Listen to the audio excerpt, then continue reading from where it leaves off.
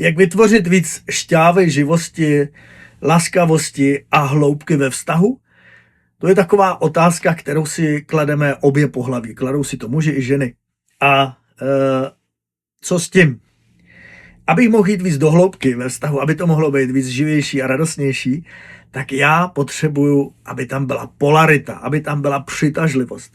A ta přitažlivost se zvedá tím, že se ta polarita jako zvětší. To znamená, my musíme myslet na to, že každý jsme jiný a dovolit si to, že každý jsme jiný. To znamená, jedna z těch velmi důležitých věcí, která je pro vztah obrovsky hodnotná, je, že já uctívám, uznávám to, že ten druhý je jiný. To znamená, že mu nepředhazuju věci typu ty jsi moc emoční, ty jsi jiná, ty věci vidíš jinak atd. Ale snažím se jakoby z takového nadhledu se podívat na to, že mě ten partner kdysi nějak jako přitáhl a ta polarita tam prostě jako byla a vlastně mi to nevadilo a najednou mi to jako vadí. A vadí nám to proč? Vadí nám proč tyhle ty věci? Říká se tomu teorie nízko nabité baterie. My, když nemáme sami vnitřně dobitou tu naši polarizační baterku, to naše tělo, tu naši lásku, tu naši živost, máme málo smíchu v životě a máme hodně stresu, tak se nám takzvaně dobíjí baterie jenom jakoby do 2 nebo do 3%. A to pak nefunguje, protože my, aby jsme měli kvalitní vztah, tak součet toho radosťování, toho žití v tom vztahu musí být u obou víc jak 50%. To znamená, každý musíme mít aspoň těch 25% radosti z toho vztahu, živosti z toho vztahu. A když nemáme, tak nás to vysává a okamžitě začneme pracovat s tím, že buď na té druhé straně je chyba, nebo sami sebe obviněm. Většinou to bývá tak, že maskulinní bytost, tedy většinou muž, začne obviňovat tu femininní bytost, že za všechno může. To je taková vlastnost těch maskulinních bytostí. Obvinit to venku, nasrat se, naštvat se na ten systém venku a říct, to je blbě, já ne. A automatická vlastnost femininních bytostí, i když ví, že to tak není, tak řeknou, já jsem za to mohla, začne se omlouvat a začne pracovat sama na sobě, strašně na sobě začne jako pracovat. Má to tu nevýhodu, že často ta nevědomá maskulinní bytost si toho nevšimne. A opravdu si začne myslet, že za to můžete vy jako žena. Ale není tomu tak. Takže je třeba, když jste žena, s těma věcma jít ven, říkat, co ti chybí, co chceš jinak, jak by si to ráda napravila i u toho druhého. A když jste muž, takhle se chyť za nos a zkus přemýšlet, teď bych normálně řekl do prdele, přemýšlej do prdele nad tím, co v životě si zase co v životě by si mohl jako změnit a vylepšit, aby si byl víc sexy, aby si byl víc zajímavý pro tu svoji ženu. A možná i, aby si byl zajímavý pro celý ten svět. Možná si se zaprt, možná se ti stalo to, co se stává nám spoustě mužů, kteří žijeme jako ty, v partnerství s dětma, platíme hypotéku a děláme další věci. To znamená, stali jsme se takovýma taťkama.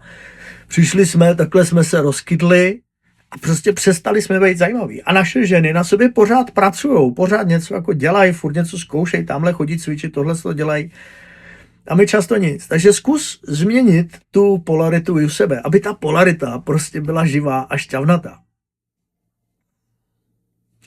Možná nejseš ten typ, který je doma zaprdlej. Možná na sebe hodně makáš, možná seš živej, možná seš hezký z posilovny a možná tvoje žena by potřebovala na sobě pracovat. Tak ta otázka je, jak vlastně jako podpořit svoji ženu v tom, aby byla víc polaritní, aby byla víc šťastná, aby byla víc živá. Chválit.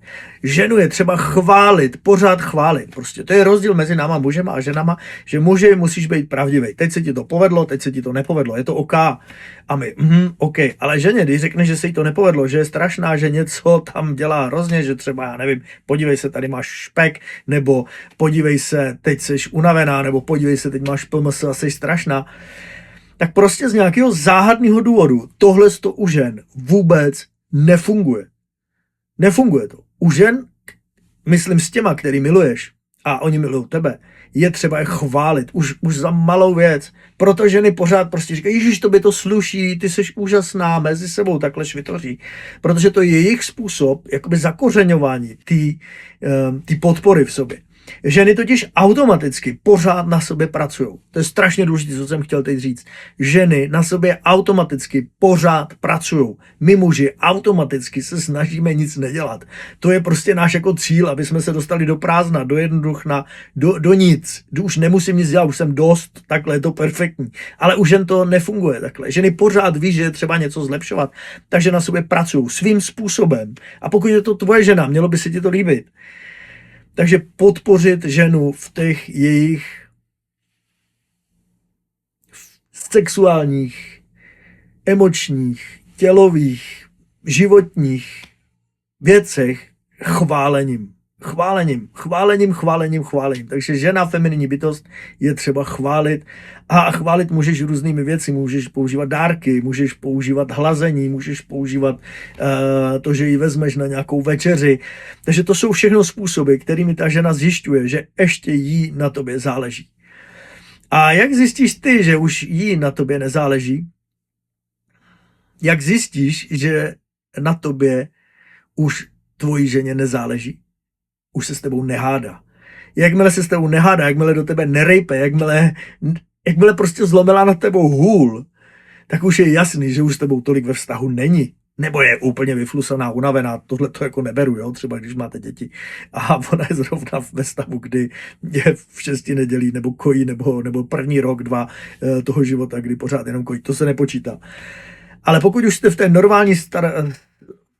pokud už jste v tom normálním životním cyklu, tak žena se s tebou musí hádat. Je to třeba, protože to ukazuje na to, že tě miluje. Žena se nikdy nebude hádat s někým, kdo je její burst. Takže pokud tvoje žena pořád do tebe ještě jde, chce tě vylepšovat, něco na tobě vidí, OK, jsi ve vztahu. Pokud ne, máte doma klid, takovou tu pohodičku, kterou jsi si vždycky přál, je to jednoduchý, zaplatíte složenky, máte plnou ledničku a plnou troubu a prostě tyhle věci je navařeno, tak možná už je ve vztahu s někým jiným.